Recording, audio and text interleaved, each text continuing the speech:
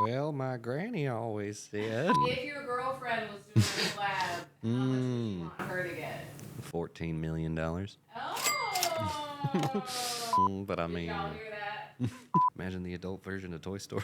Oh my. This show is for children, y'all. Maybe could someday I'll be. do a PG version of House of Royale. We're at the University of the House of Royale, The University of Royale. where we're all about teaching women to become producers and taking over the world. But sometimes we let a man come on here.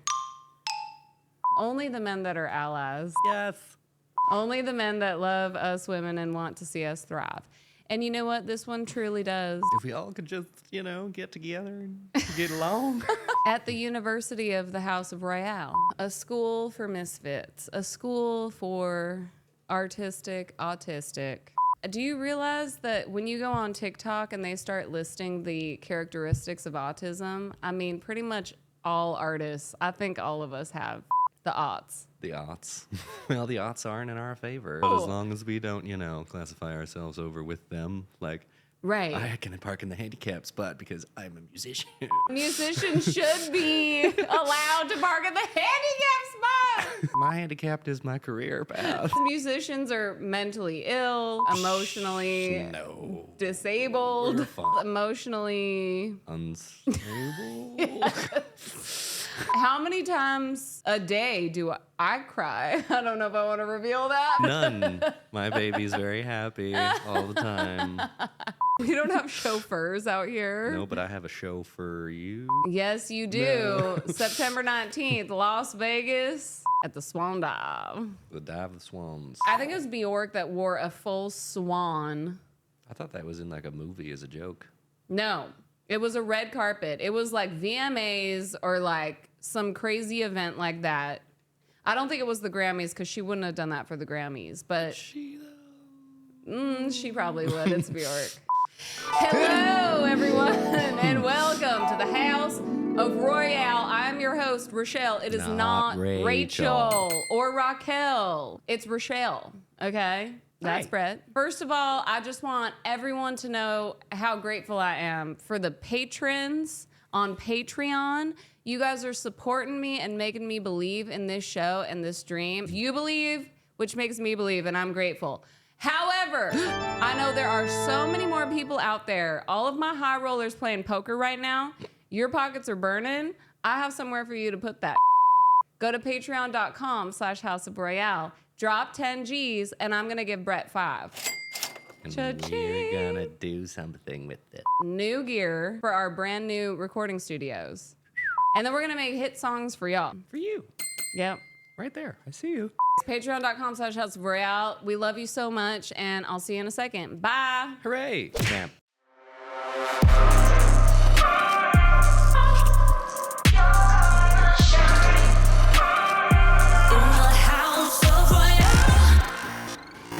And we're back. Today, y'all, first of all, yes, he's a musician, but the thing about this man is he's just gonna put a smile on your face. He's gonna make you feel better about your day. And that is the special thing about this human.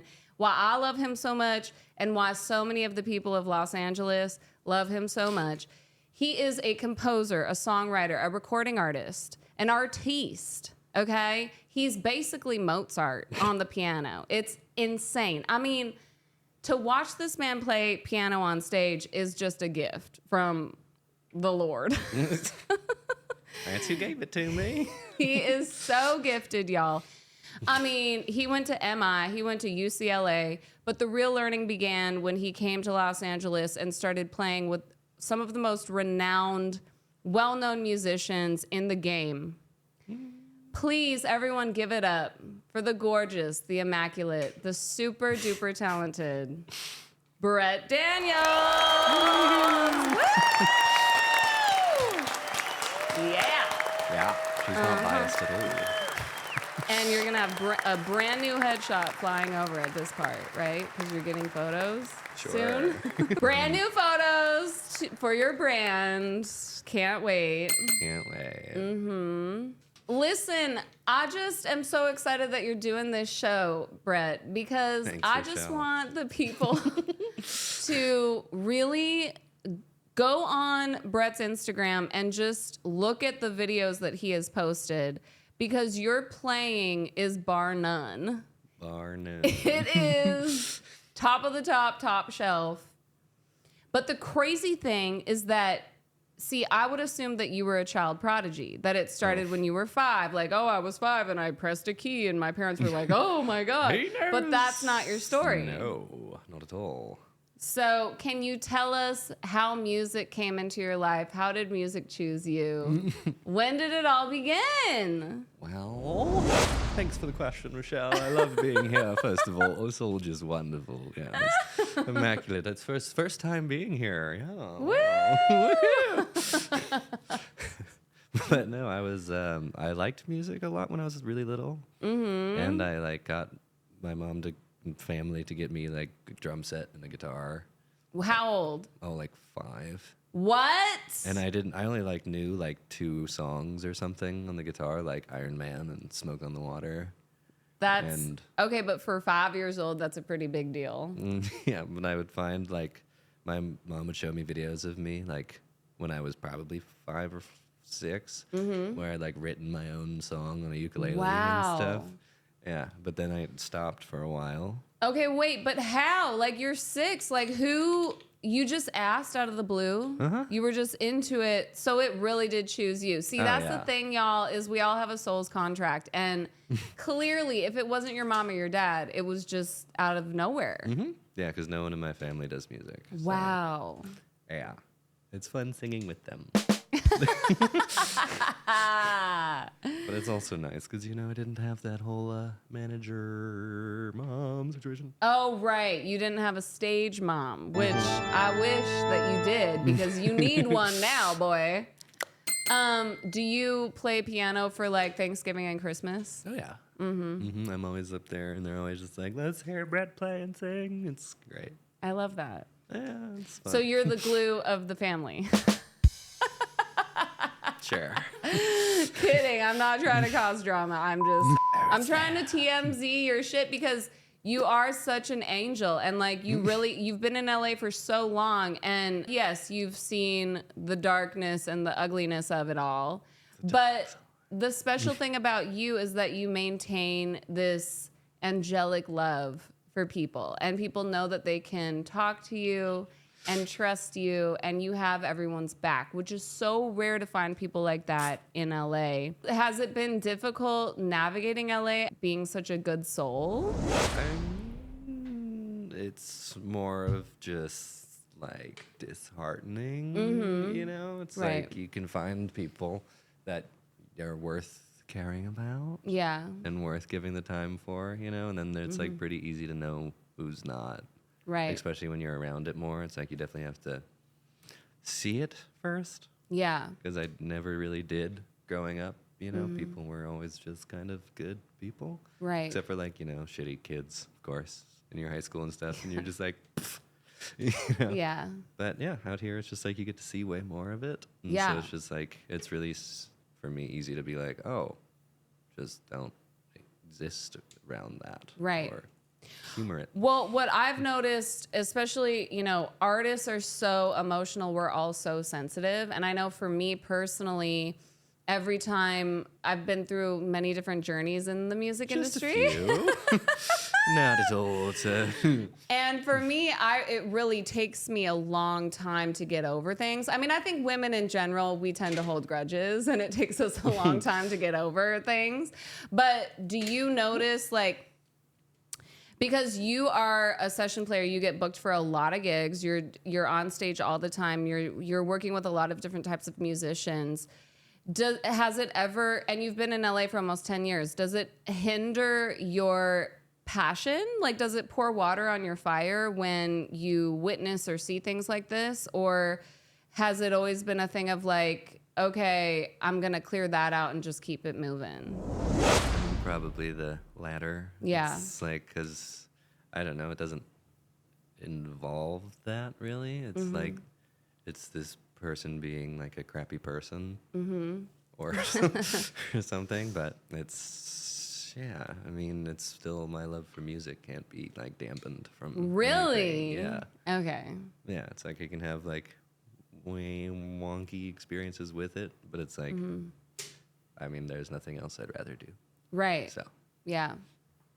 Right. And you guys, message of the day, you have to be a cockroach. Like, you have to just stay. You have to just stick around. And I think that that is the name of the game in Hollywood. Like, the fabric of Hollywood is like, you fake it till you make it and you just don't quit. And then those are the people that actually make it.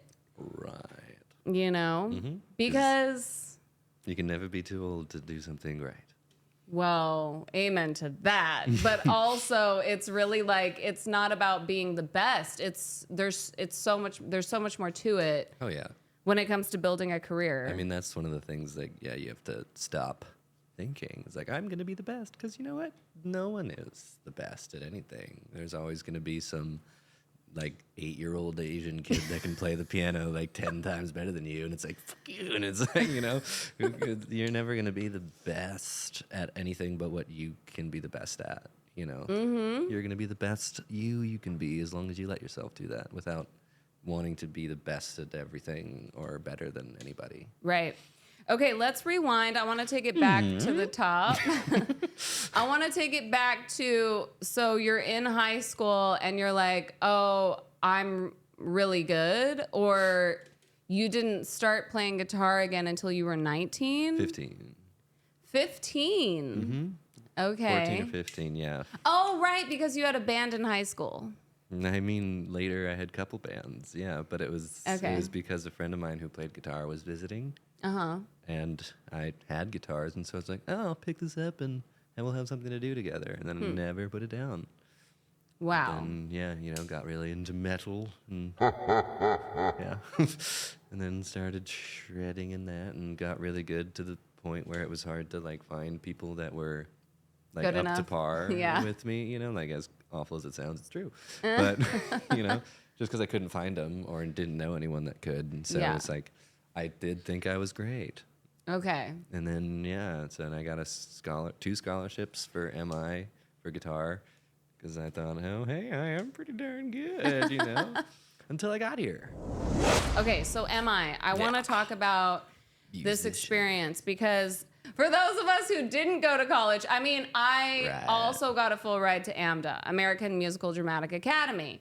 And instead of going to school, I went to Nashville to record my first EP ever. Yeah. Which, you know, I don't regret. I mean, I hate how it was. Like, yeah, the experience was awful, but like, I'm glad I did it. So I love to hear about the college experience because I didn't go. So what was MI like? It was funky. It was interesting. Okay. Because MI Musicians Institute is like, it's not like a college, you know, it's just like a bunch of kids that want to be rock stars. Okay. And so it was really, really kind of a weird, crazy experience because it was like the teachers were like rockers too. Yeah. And like people that had been in the industry and did it or didn't do it and were just there to teach. Like two of my teachers were literally like 25 years old. Wow. And it was just like because they had just gone and graduated MI and then they're just like, can we teach? And they're just like, sure. Right. And it's just, and I still see them like playing around town and stuff. Okay, so the teachers, and God bless all of the teachers of America. We love you. Thank you for your service. You need more money. Yeah, you deserve more money. yes, you all need to get paid more. We all do. I grew up in a dance studio. I mean, my mom owned 3 dance studios. That was my life. Yes. I obviously noticed that there's always going to be teachers that could have had a career, Right. and then they end up teaching. Did you find that that was the energy from the staff, or were they really like supportive and open to helping you guys, or what was their perspective on the industry as far as like advice and stuff like that? I mean, there's definitely both. Yeah, there's definitely people that were just like, I did it already kind of thing, and like now I'm just enjoying teaching and like I like doing this now. But then there's also the people that were just like, I'm here for your money because I need it. Yeah. And Well, the reason why I ask is because I feel like, and maybe this is just a woman thing, because girls get so swayed by like these men out here because they get in our brain, you know, like the A&R people, they'll say, you know, you need to have one sound. It needs to be cohesive. All of your photos and music need to match and align. And you can't sound like anyone else. And it's like, that's impossible. But you're sounding like everybody. Right. And so what I'm asking is like, you're in such a prevalent school where there's so much pressure. It's so high octane because everyone is there to make it and become a star. Did people's opinions shape your perspective of Hollywood or the business? I mean, did it affect your perspective? I mean, if there was one very obvious thing that changed about me from going to the school was fashion. Fashion. Yeah. Okay. Because I mean, showed up my first couple days in like shorts and a hoodie. And it was just like all these kids were wearing like leather jackets, tight jeans, and like necklaced out with all the rings and things. And I was like, oh. Yeah. I can do this now. Okay, cool. Yes. Let's do that and get into fashion. Okay. And, like, you know, because everybody was already like rockers and stuff and grew up in places where it was like they knew fashion already. Yeah. What were they actually teaching you guys? Well, there's all sorts of different classes, baby. Okay, like what? I mean, one was like guitar technique, you know, like going over like cage system and the things that I refuse to learn because I'm not very good at being taught things. Okay. But it was like stuff like that. And then I'm sure none of you were. No. Yeah. Because we're all like little rock stars. Like, we're good already. We don't need this shit, but we want this shit. But also. Yes. But yeah, then there was the classes that were very, very useful, like harmony and theory and stuff like that, that were, in my opinion, just perfect. And once again, the reason why I ask is because were they actually teaching you guys about the music business ever? Like, or was it just about like becoming a better player? I mean, mainly for what I took, like the classes I took were mainly just on being a better player. Yeah, yeah. Yeah, but there was other sides of it, like the independent artist program and things like that, where you can take business classes and. But no one wants to take it. Well, I mean, that's just like that would be for like the singers, and that's what they all did and stuff like that. Yeah, because. Do you regret not taking those classes? I got them in UCLA. Oh, okay. Yeah, because those were mandatory, and the teacher for that class was so pessimistic. Okay, see? Everyone just take note as to why I wanted to full circle this shit, because I knew that this was coming, okay? Because I vaguely remember you bringing this up. And the reason why I bring this up, as much as we give our love to the teachers of America, I would like to politely suggest to help your students believe and to help your students really get the facts and the correct information and just tell them that they can do it, period. Okay, I digress. Go ahead, continue. Because, yeah, like Kadara said, there's like when you have that one teacher that can help you. Because I had one in MI. Chris Bilton. Shout out. Yeah. Chris. What did he do? But yeah, no, he just, I don't know, something about his teaching. He was just always very excited about like the topics and things like that. And he was like my second film scoring teacher because I only did 2 classes of that in MI before I went to UCLA. But what I learned in his class, I already knew like it was what they were teaching for like the first year at UCLA. And it's like I'd learned most of all of it just from this one guy. Because the way he would teach, it was just so like quick and fast paced, and he didn't like want the kids or didn't think the kids were stupid or like was going too quick for them. It's like he didn't like expected us to know things and like was able to teach us really quickly and greatly. If you're a writing team, wink, wink. Do you think his style of communication is best? Like if, let's say someone doesn't know something and then like the singer is trying to communicate, how should the singer communicate to the producer? Like he has that magic style of like, I'm not going to make you feel a certain type of way about it. I'm just going to help you figure it out type of thing.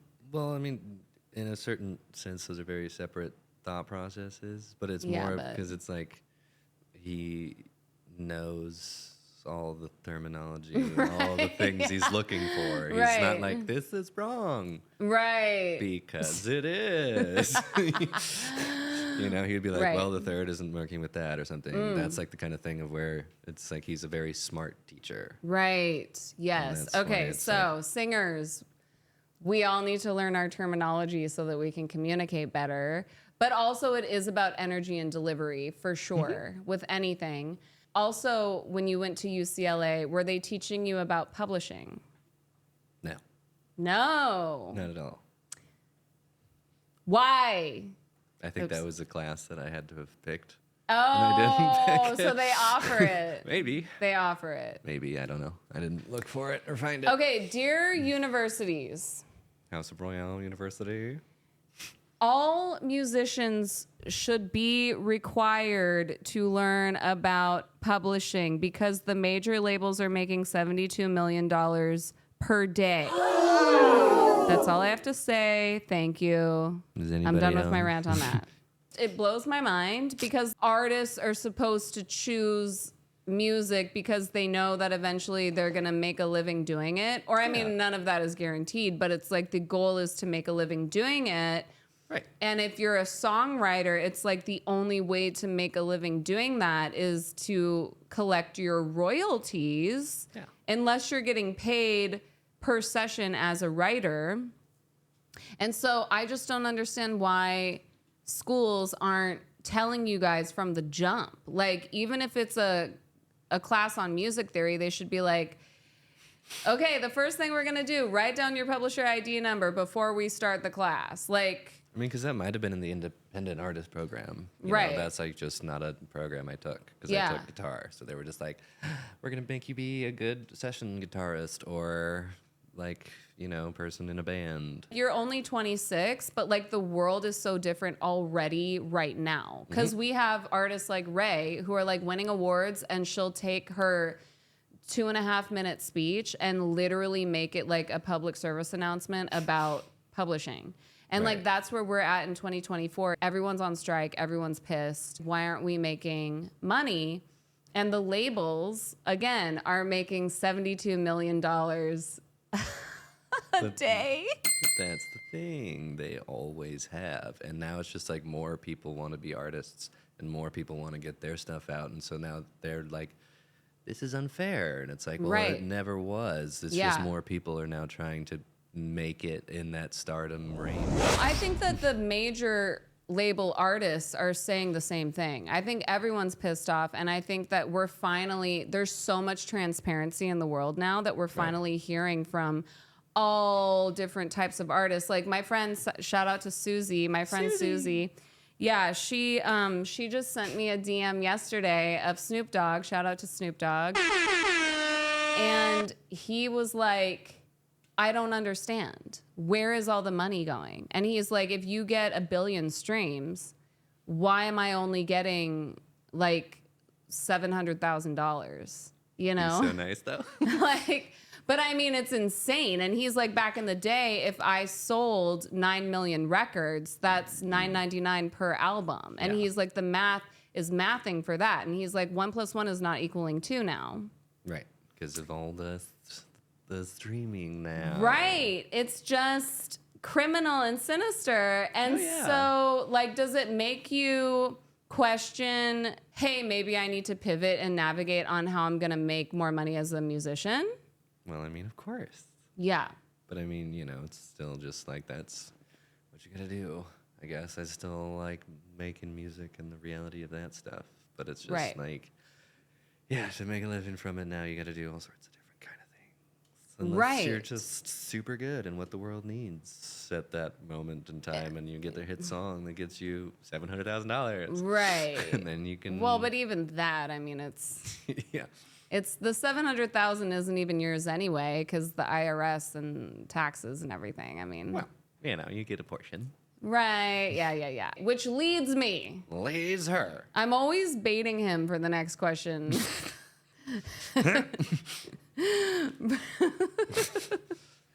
I'm always like, do you see it? Do you see where I'm going with this? You see me. You guys, this is the classic. Women are like, hello, and men are just like, tree, squirrel, bird. Hi. The reason why I bring this up is because you were just offered a sync deal. Is that correct? It is correct. Okay. Bingo. Now, would you have considered a sync deal maybe like, I don't know, 4 or 5 years ago? I mean, if it was something like, say, the one that I do have with Spencer, I would say yeah, because it would be like this collaborative team thing that was like, yeah, we want to work on this thing together. But I mean, like, the one that we curated, I mean, like, probably if it happened like that, but I mean, I wouldn't have gone out of my way to make one back then. Yeah. You know, because I could have. I just also, you know, knew I still didn't have any sort of production chops at that point in time. Right. And couldn't be like, here's a song you guys need. It's just going to sound great and radio ready and stuff like that. And so it's like. Right. Okay. So during lockdown, I feel like, especially for the women, because it's like mostly the girls that are like out here trying to be the singing pop star, like the female front woman or whatever. And during lockdown, it was like, you're either live streaming, or if you were a producer, you were winning because you could be at home producing. And a lot of us had to look in the mirror and be like, wow, I really missed the moment. I missed the mark. Like, I personally wish I had started learning production from the beginning, from day one. It's almost like we're forced to learn different skills now. In order to make it work and to keep up with the fact that like we're living in the digital era where like everyone is live streaming and everyone is doing all that. Producing. Do you feel like it's kind of forced now instead of just being able to play music? I mean, it's definitely more of like something.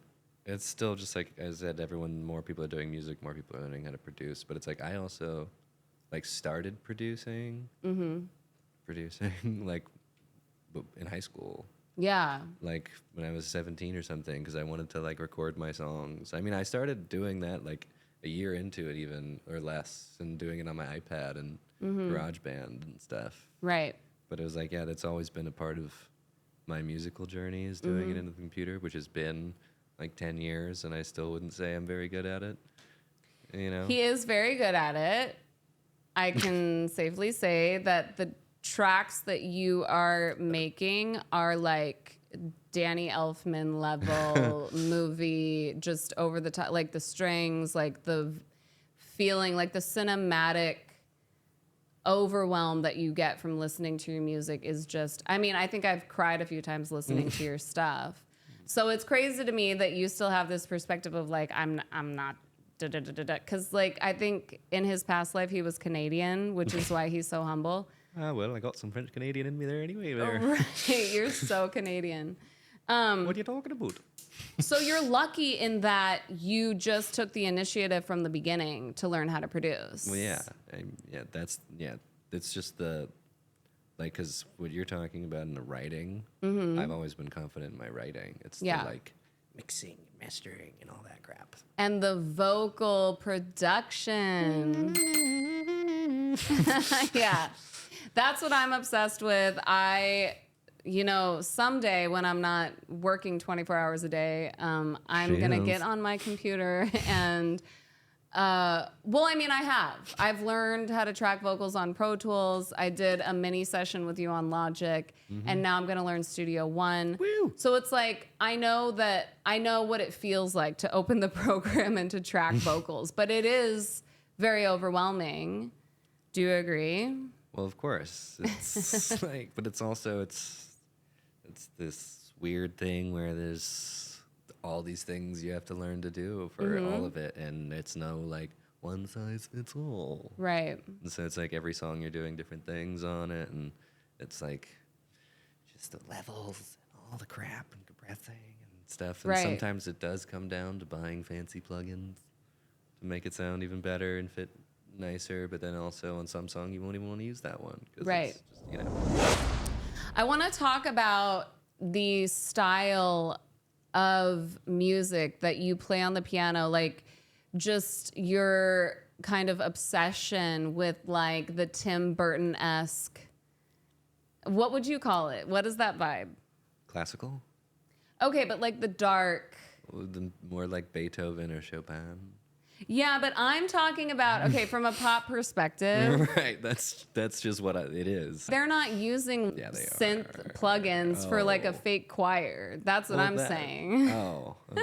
Well, you saying piano, so I was like, oh. Well, yeah, I mean piano, but also the way that you are producing these tracks. I mean, it's like completely composed for a Tim Burton film. Well, yeah, that is what I studied at UCLA. It's film composition, and I was a metalhead, still am.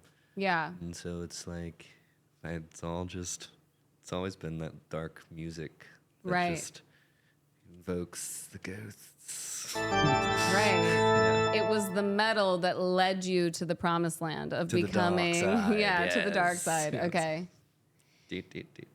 Sorry. Yeah, no, Your I mean, song. but like it translates to pop, which is so amazing for me because I love dark pop. I love the campy, super cinematic, she's a villain, she's a queen, she's a dark angel. Yeah. Like it really speaks to me as like all of the artists that I've always loved.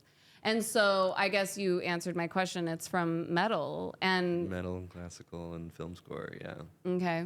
Which is like kind of my culmination of sounds. But I've been learning how to do just pop stuff too and all that things now, which is why I can blend them together now, I think. Mm-hmm. Because you got to learn them all. And it's so gorgeous. Can Thank we you. talk about the first EP that you recorded and where the inspiration for that came from? A little while ago. When was it?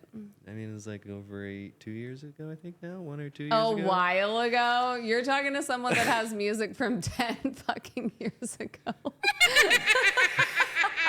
Well, it feels 11, like 12, that. 13 years ago. Like, I mean, it feels like that. You know, when you write 2 years ago is a long time. Oh, yeah, because I mean, I write like 2 to 3 songs a day or something when I just. Yeah, by but we're talking myself. Spotify. We're talking about Yeah. the songs that are released. Right. That one was, I don't know, I just wanted something like official and like to go and get into a real studio and play on a real piano and drum set and Guitar. record the guitars and everything and sing it into a booth with a professional dude in the studio and professional person, Right. Yes. be it dude or woman. Right. Woman now for the women. Right, exactly. Writing wise, for you guys don't know his writing yet, but you will listen to his music and you will start to understand the way that Brett writes. You really are a storyteller, and a lot of writers write from like real life experiences, whereas you will kind of like curate a story. Yeah. And it's like a storybook, and it doesn't necessarily have to be something that you're pulling from. Right, but you know, there's all just like what's gone through your life and things like that you always it's, I don't know, just fun to come up with shit. Right. You know, it's like, you know, like the story of the coven situation. It's fun, you know? I don't know, just dark, twisted little tale. Right. Message to all the songwriters out there, you don't have to go live this wild and insane life in order to like pull material for writing purposes. And comedians too. You can be less of an alcoholic drug addict. You don't have If to you be want like to. full blown Don't Right. plan to me on that. No, but I mean, it truly does prove and goes to show that you can write without, because I want the children to know that like you guys can be prolific artists and writers without. Having to murder thine inner spirit. Right. Because I feel like even though you're Gen Z, I am indeed, baby. you are still old enough to be showing proof. The rock star lifestyle is so enticing and it's so alluring, and it just seems like that's the direction you must go to become a crazy musician. Do you feel like that's true or what? Well, it was true for me. You feel like it made you better? Oh yeah, but I mean, that was just my own experience. I know people that don't do any of the nefarious things in life, Right. and are great. Okay, but I mean, there are people that have, well, you had a great childhood. Some people have really terrible childhoods. Yeah.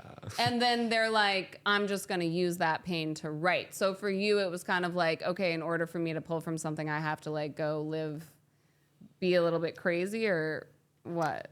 Well, I mean, I started my journey with a little like crazy things. But then How old?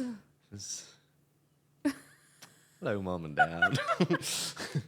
Okay, so high school, there it was popping off.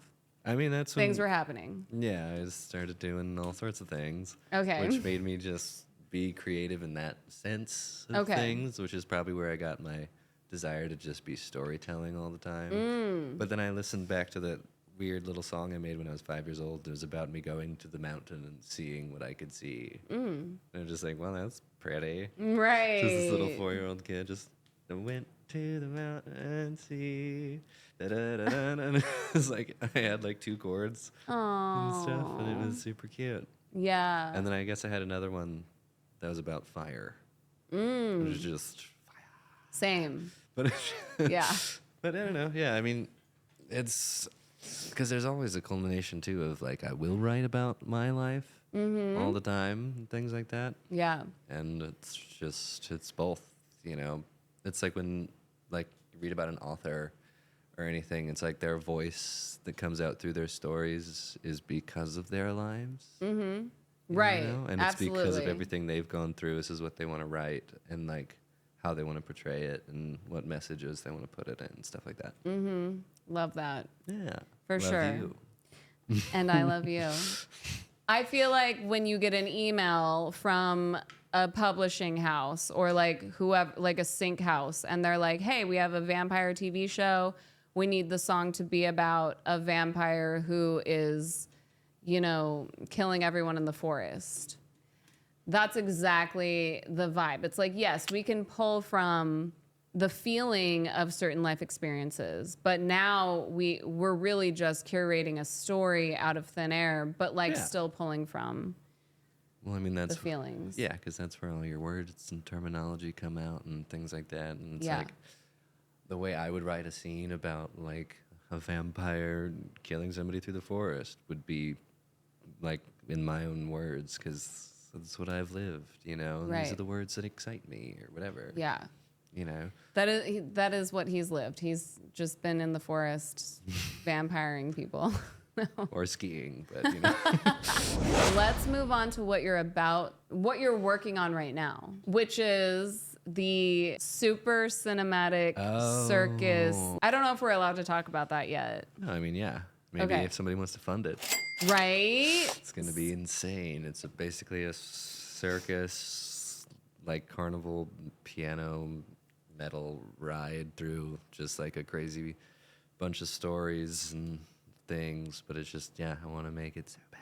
You have a few songs, and they're just gigantic and beautiful and enormous, and I feel like I'm watching a Tim Burton movie. What's your guys' favorite Tim Burton film? Like, just imagine that. We're about to go see Beetlejuice, and I feel like that would be a cool film. Addams Family.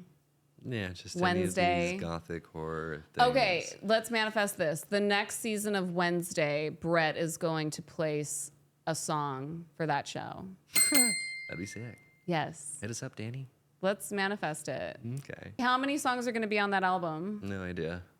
I'd love to have like 12 or 13. Okay. Be able to be done. But yeah, it'd be like if The Greatest Showman was dark and gothic. Like something like that kind of feeling. I'm just like speechless because I can hear it in my head and it's just so incredible. To end the episode, I want to do a manifestation, and we're just going to tell the universe what we want for the rest of this year. Great sex. And moving into 2025. So, Brett, what do you want What do you want? Tell us. I want an HD TV a feature in home garden television. You came to LA, it's been almost 10 years. What do you want to see happen, truly? I mean, I would love to be able to pay my bills fully from music. Yeah? I mean, I want to be deeper in love. And have fun adventures and see my friends shine and my lovers sparkle. And all the good. And if you could choose a country to play an arena show, where would it be? I mean, I'd always want to just do Red Rocks. Okay.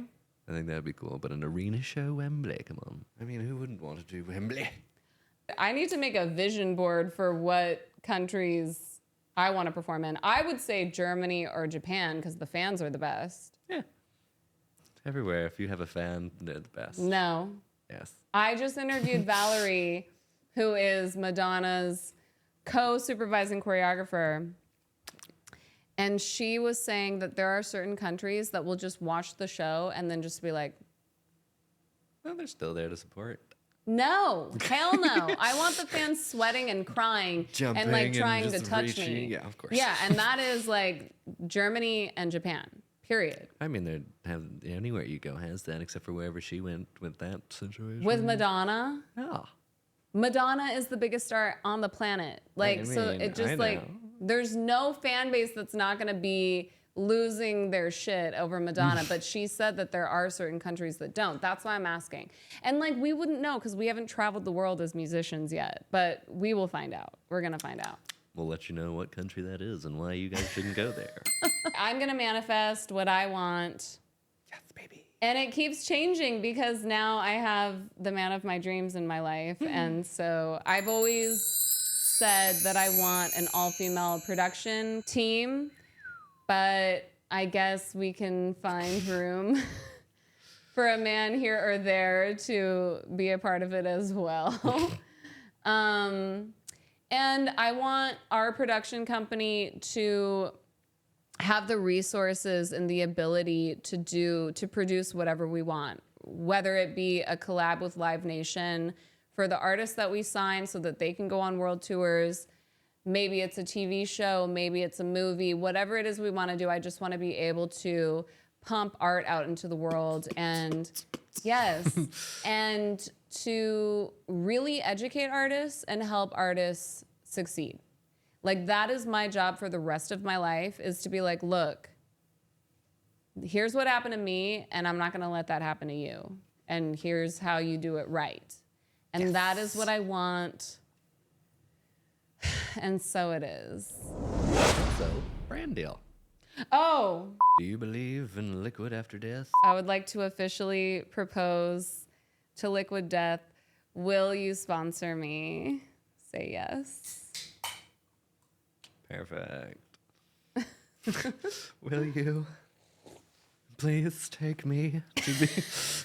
And I just saw the casket cooler that you guys put out. There's only one. Ooh. And I'm just going to say it right now. House of Royale would like to have a hot pink casket cooler with coffin-shaped ice cubes and all of the flavors of Liquid Death. So I'm manifesting that right now. I would love that for my new studio/mansion complex that I'm about to purchase. And so it is. It's gonna happen. Cheers. Oh my. Death. It's almost gone. It's just so This is, stinking good. Cherry obituary. Hashtag death to plastic. We're getting rid of plastic, you guys. Save the turtles.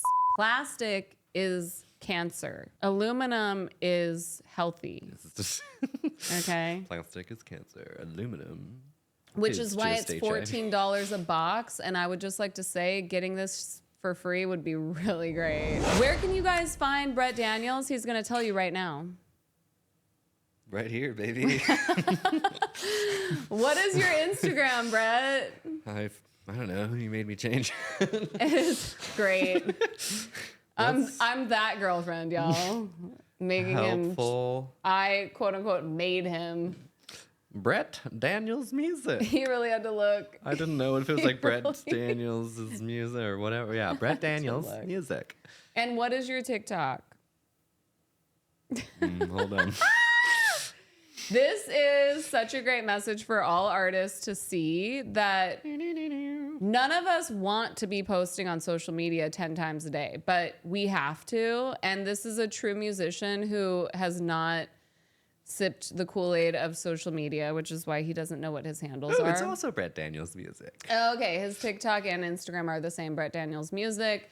Please follow him on Spotify and all of his socials. Blow him up. Please. Woo, don't blow me up. Just I don't want to be blown. look at his Just piano enjoy. playing, and new music is coming so soon. So So soon. soon. So soon. Yeah. Very soon, or else you guys, please do something today that makes you happy. Give yourself a hug. Masturbate. Drink a liquid death. I said And- nothing. And we'll see you soon. Bye.